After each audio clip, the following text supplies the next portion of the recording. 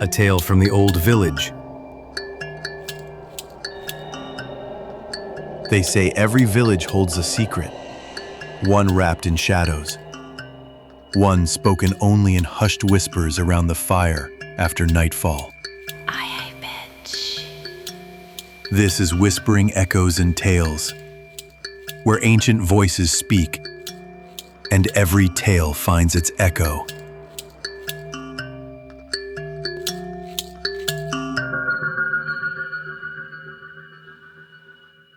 They say, each village carries a shadow in its past, a wrong left unrighted, a promise broken, a name best not spoken aloud.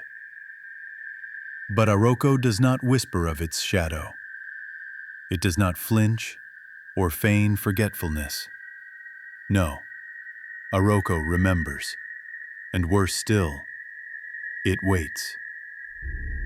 Once every 13 years, sure as the crow flies and the moon wanes, the fog returns. It comes down from the moor, thick as wool and cold as the grave. Not a wandering mist. No, this fog is deliberate. It hugs the ground like a hunter tracking footprints, seeping through cracks, creeping beneath doors, curling like fingers round chimney smoke. And the smell? A cloying sweetness, like wildflowers left too long on a grave. Underneath it, rot, something spoiled, something old. At the first sight of the fog, the elders begin to shutter their homes. Children are pulled indoors. Candles are lit, but no prayers are spoken aloud. Because it is not the fog they fear, it is the whistler. A sound that drifts before it is seen, if it is ever seen at all. Low and slow, like someone whistling an old lullaby half forgotten by time. Sometimes it comes from the woods, sometimes from just behind your window. But once you hear it, you must never follow, and you must never answer. The tale says the whistler is looking for someone, or something. And should the tune ever stop, a soul is taken, and the fog rolls back until the next 13 years have passed. They tell children this story in whispers, not because it's just a tale, but because something might be listening. They say if you ever hear the whistle, faint, far off, curling through the fog like a thread of smoke, you must not stop walking. You must not run. Running draws its eyes. Running means you've seen something you shouldn't. You, above all else, never, ever look back. Because the moment you turn your head, the moment your eyes meet that fog, it knows your face. It remembers you. It follows you. And from that night forward, you are never alone again. It waits and it whistles. I used to laugh at those stories. You know, the village tales. Fog and curses and whistles in the night. Old superstitions, I thought.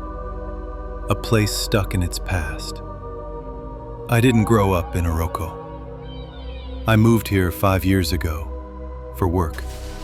A quiet job, small town, cheap rent. The villagers, they were never unkind, just distant. Polite smiles, careful words, like they were always measuring me. Sometimes, I'd catch them watching me from behind stalls at the market, or murmuring when I passed.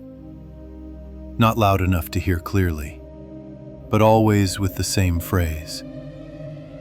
The fog is coming soon. I ignored it, figured it was some seasonal thing. Or maybe a joke they liked to play on outsiders.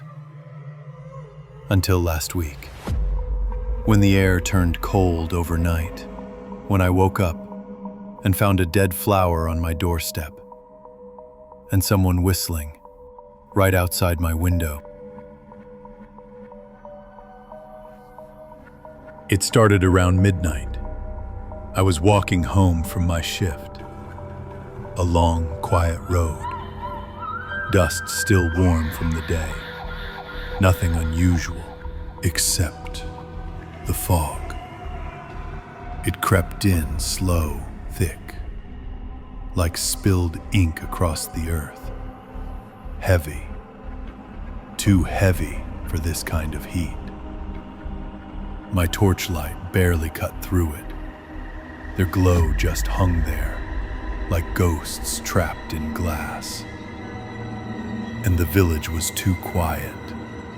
No goats bleating in the pens. No drums from the far compound. Not even the wind.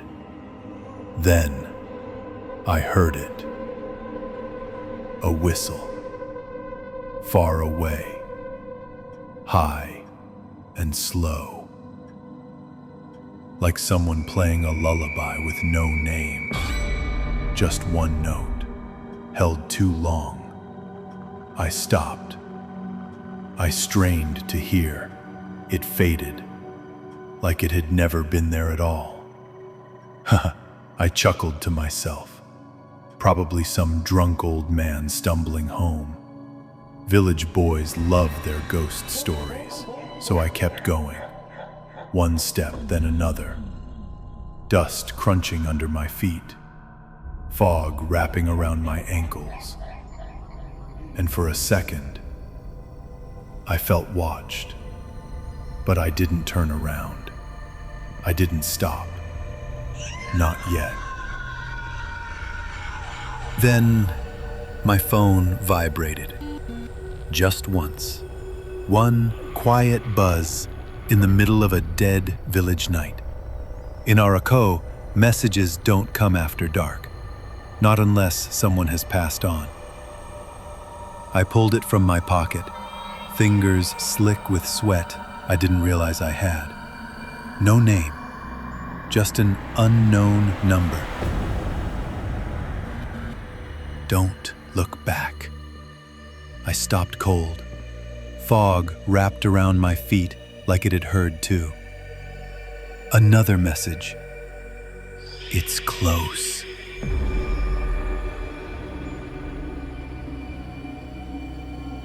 Everything was still. No drums, no goats, no breeze in the banana trees. Then, the whistle. Not far away this time, close, too close, like it was just around the corner, behind the fog, waiting. I started walking, faster now.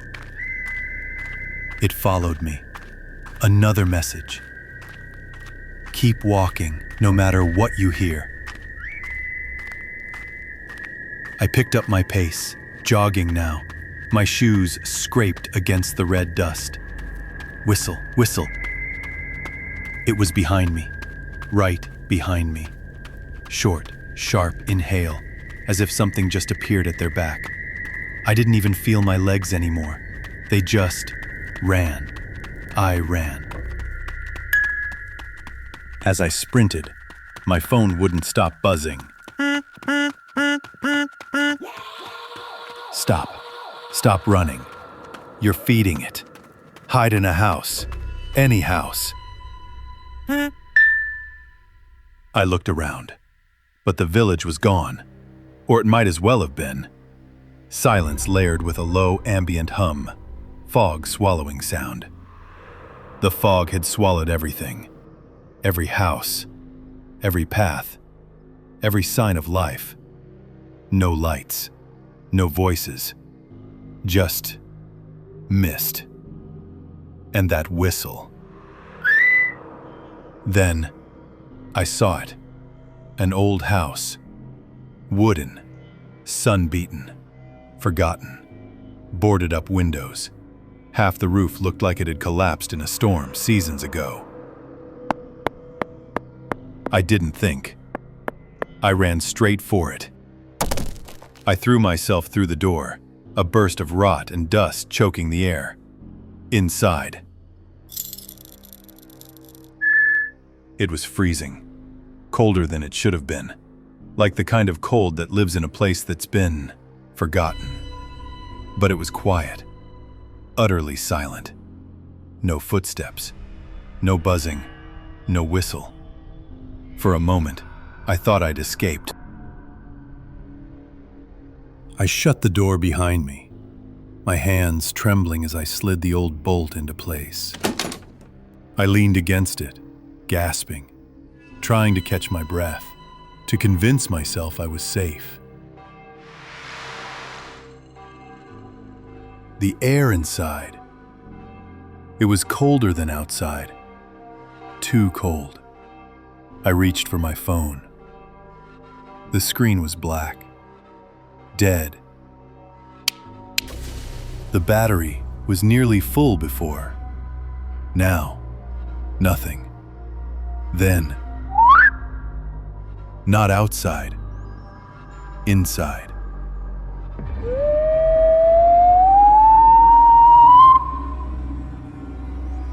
The whistle came from down the hall, just beyond the shadows. It curled through the air like smoke.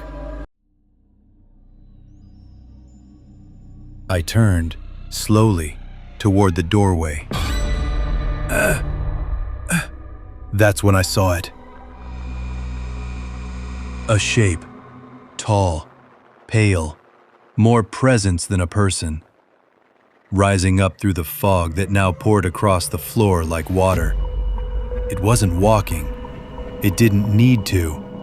It glided, effortless, silent, like the house belonged to it, like the air moved for it.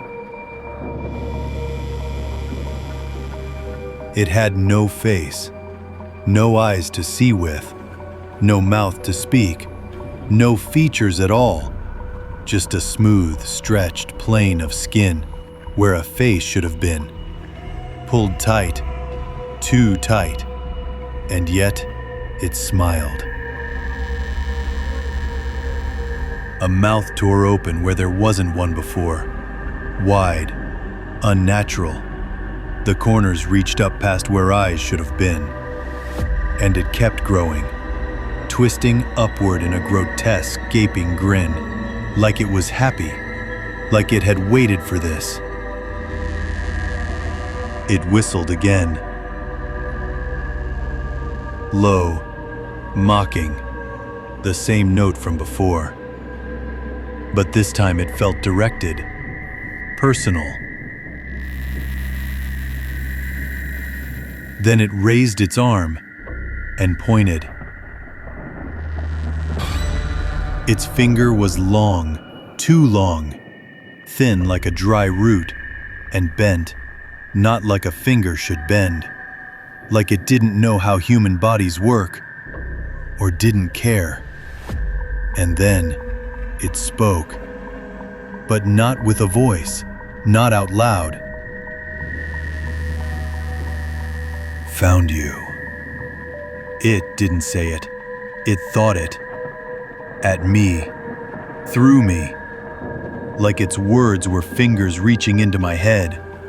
Cold, wet, twisting around my thoughts. I felt them wrap around my name, my memories, like it could pull them out if it wanted. I opened my mouth. I couldn't help it. And then I screamed.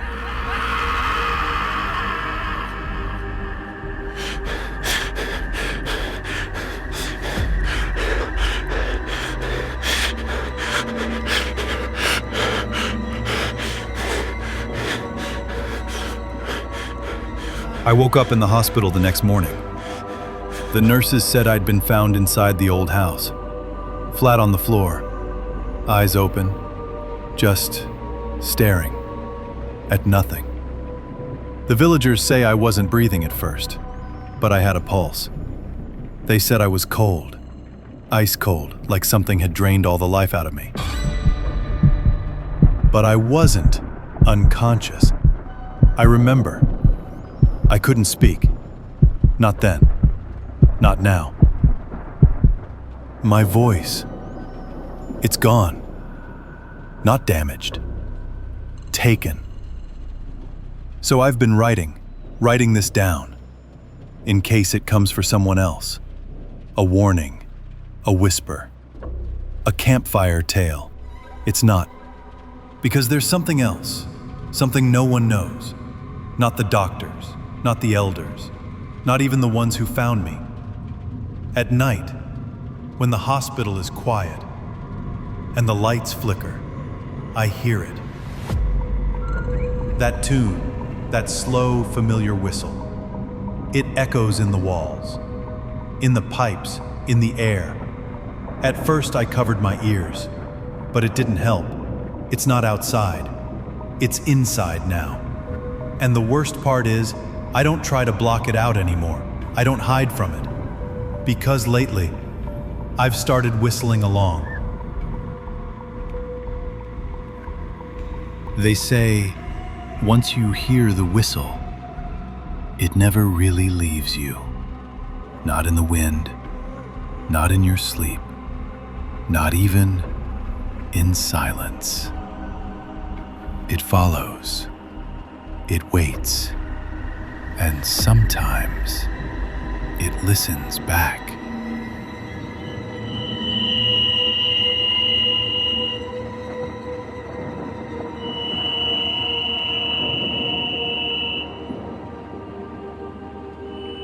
Can you hear it now?